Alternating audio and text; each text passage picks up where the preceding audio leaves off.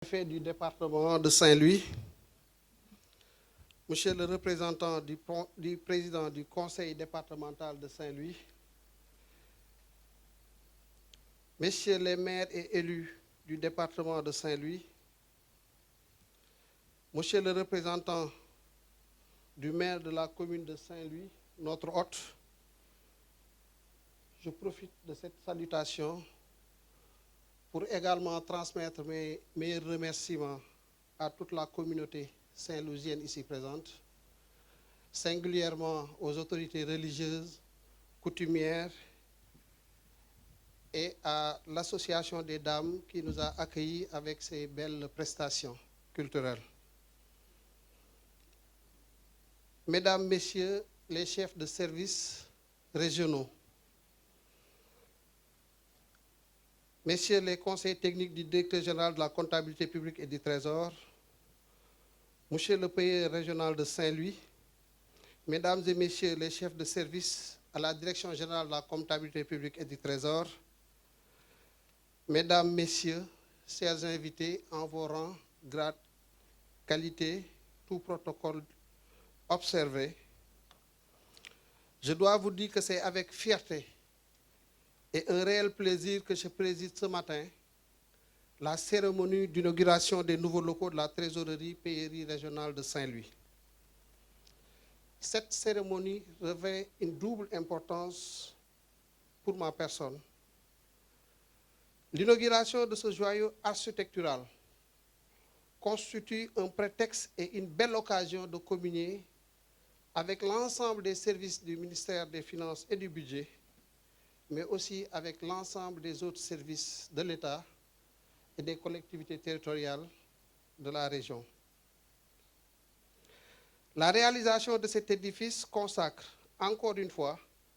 la trajectoire de modernisation et d'efficacité engagée par l'administration publique sénégalaise, en se rapprochant davantage des usagers et en offrant un cadre de travail approprié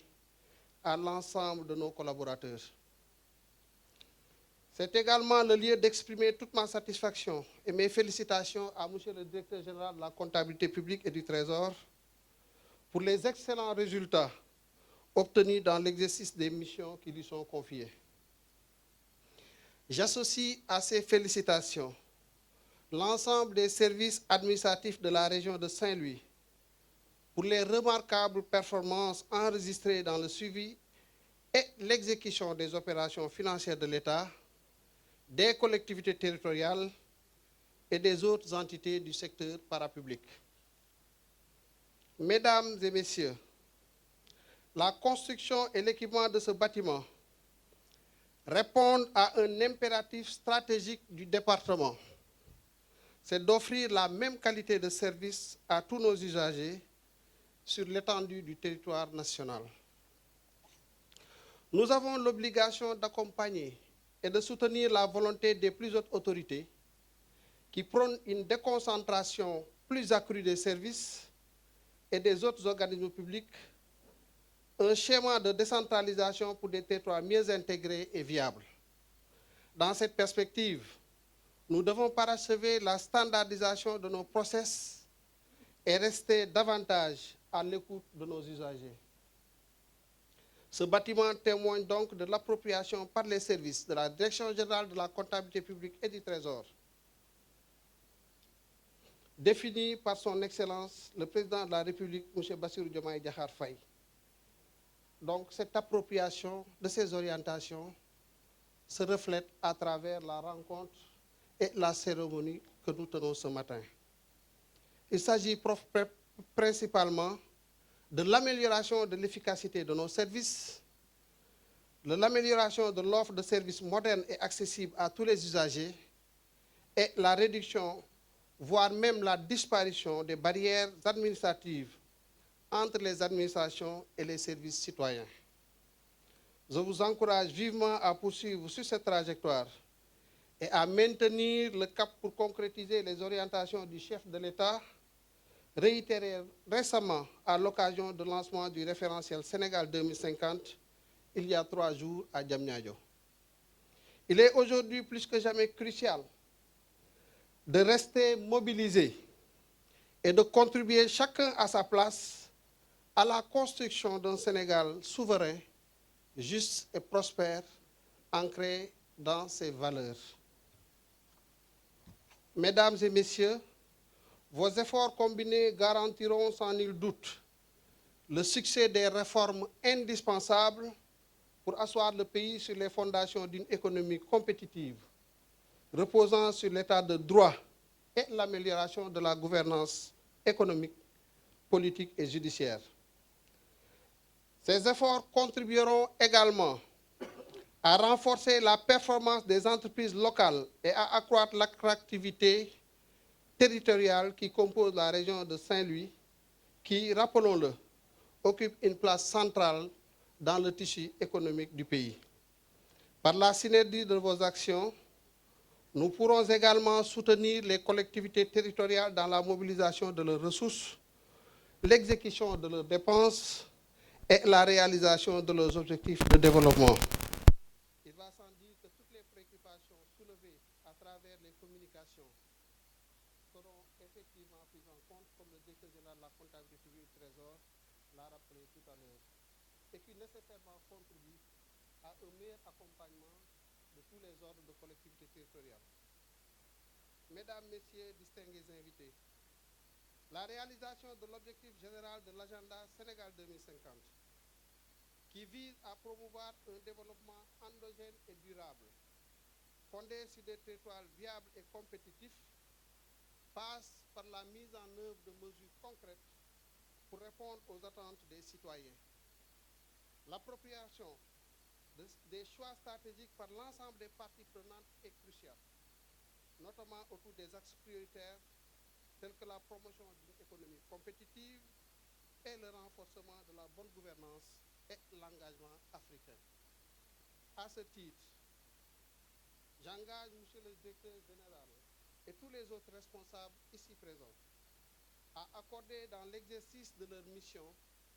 une attention toute particulière à la réalisation des objectifs stratégiques du référentiel. Mise en place donc d'un cadre macroéconomique soutenable, financement domestique, mais aussi des financements innovants. Les effets attendus de ces actions, notamment l'assainissement des finances publiques, le renforcement de la mobilisation des ressources publiques, ainsi que l'amélioration du dispositif de financement de l'économie et de la gouvernance des institutions financières nationales, permettront d'atteindre des niveaux d'efficacité et d'efficience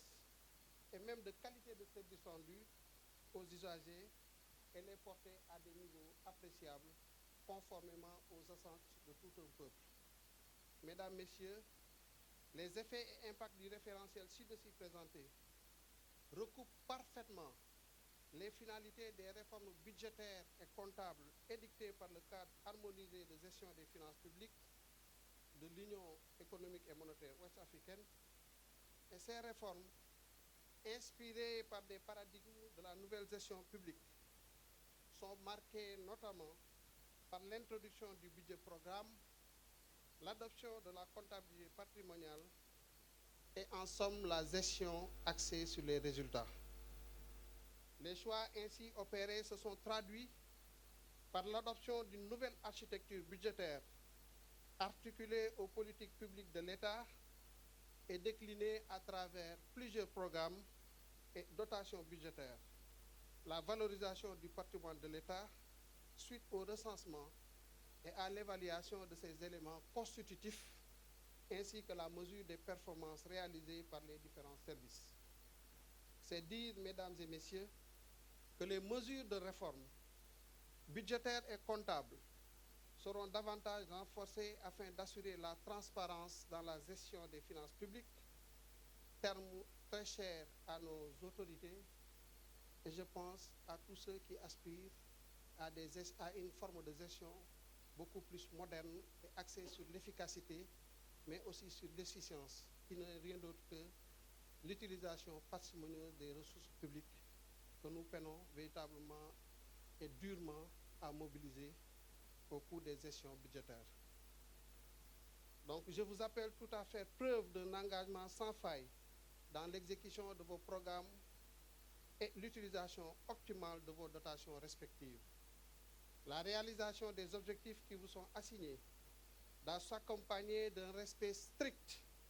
des principes de transparence et de bonne gouvernance. J'en appelle également à la collaboration des services et à la mutualisation des intelligences, des efforts et des ressources afin de relever le défi ambitieux de la modernisation de l'État, mais au-delà,